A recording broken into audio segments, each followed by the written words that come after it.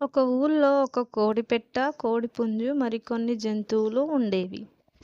కోడిపుంజు కోడిపెట్టను ఎప్పటినుండో ప్రేమిస్తుంది. ఆ విషయం ఈరోజు ఎలాగైనా చెప్పాలని కోడిపెట్ట మేత మేస్తుండగా కోడిపెట్ట దగ్గరికి వెళ్ళి, కోడిపెట్ట గారు, ఐ లవ్ యూ అండి అంటుంది. కోడిపెట్ట కోపంతో, ఏం చెప్తున్నావ్రా, ఈ వయసులో లవ్వా, ఇంకేం ఐడియా లేదా అని అంటుంది. అప్పుడు కోడిపుంజు డల్లుగా, నీ కోసం ఏదైనా చేస్తా కోడిపెట్ట గారు అని అంటుంది.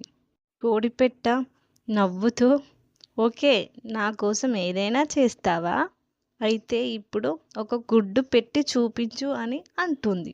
నేనేంటి కోడిపుంజున్రా, నేను గుడ్డు ఎలా పెట్టగలను.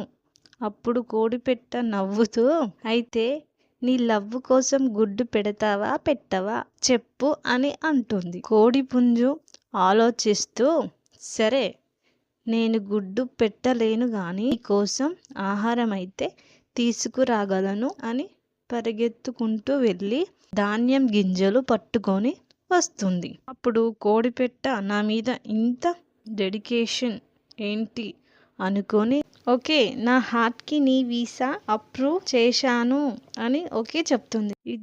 ఇద్దరు కలిసి నడుచుకుంటూ వెళ్ళిపోతారు.